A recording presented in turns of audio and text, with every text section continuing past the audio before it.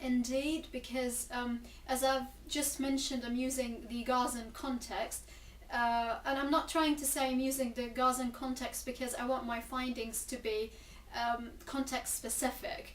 I do believe that success is contagious, and if my findings are successful, other people in other contexts might try to replicate this study using other modules or even this model and try to come with similar findings or different findings.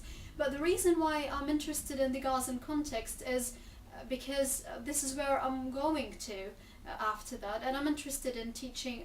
I'm interested in teaching development there. So without emails, for example, my project would never be successful because, as you know, I'm using email correspondence at the moment. Another thing with technology is using electronic journals for researching the literature, and using Google Scholar to navigate and trace the development of the literature or a certain idea and how it was developed throughout the years. So technology is making it easier, really. It depends. I mean, when it comes to email correspondence, it's accessible to everyone, but the electronic journals are not accessible to everyone. You have to be a student in the university, and not any university is subscribed to electronic journals. So again, it depends. It's a shame that those electronic journals are not accessible to everyone because they're a real precious source of knowledge, but they're not really.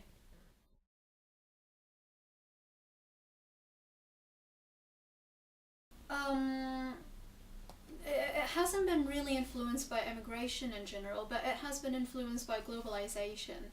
If we think of globalization as making the world a small village, um, the problems in the field of language teaching are becoming more similar in different contexts.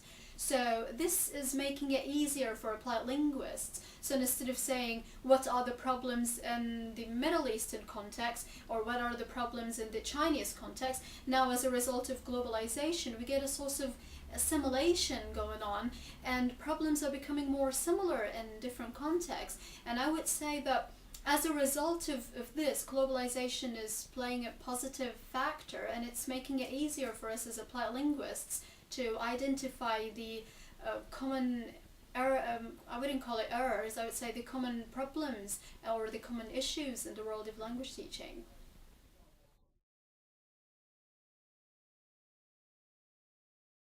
All right. One thing that really that comes to my mind at the moment is an article by Alan Walters in 2009. The name of the article is Ideologies in Applied Linguistics in Language Teaching, and this is quite related to social justice because Alan Walters was arguing that we as applied linguists are telling teachers what is ideal and what's best, and this is what the evidence suggests and this is what the research suggests, but we don't get to listen to why those teachers are using this particular method. So at the end, we ended up with a big divide. So applied linguists are seen as higher and superior. That's the evidence, that's the literature, that's the recent thing in the field. And you as teachers should follow what we're thinking and should obey what we're advising you or what we're suggesting that you should do. So I'm quoting Christopher Hall here at the moment when he said we shouldn't think of linguists as being superior and teachers and learners as being inferior, because without teachers and learners, applied linguists and linguists cannot find anything to talk about. So, and that's one of the things I was interested in the field of discourse alteration. I was interested in addressing my colleagues at work and my teachers as being peers. So the fact that I know theories of second language acquisition doesn't make me any superior. And I've noticed that when I was asking them to fill out questionnaires for me, they were telling me, is this a right answer? Is this what you think I should write? This implies some issues of social equality, that knowledge makes you superior, but it shouldn't be the case really. And that's what I'm trying to touch upon when I'm trying to address them as peers, when I'm trying to use the second point of view, the second person point of view. What I mean by that, I tend to use we and our in my simplified version of the theory. I try to put myself and my audience on equal footing so they don't feel that an applied linguist is higher than a teacher.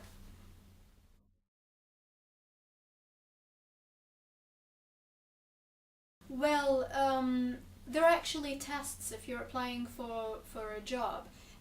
You need to pass through an exam first, and after that, you need to have an interview. This is an initial stage to decide whether you are a professional teacher or not. Surprisingly, most of the tests focus on linguistics, and those exams were asked to define the critical age hypothesis, and were asked about Chomsky's ideas, which implies the fact that the knowledge of linguistics is one of the elements of professionalism. And if you're a professional teacher, you should have some knowledge about linguistics and Chomsky and other hypotheses.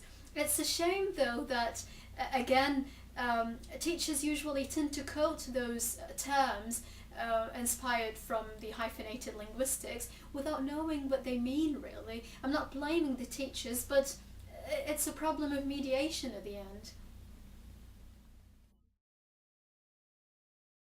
Well, don't forget that English in Gaza is a foreign language, so they're all speaking Arabic as their first language.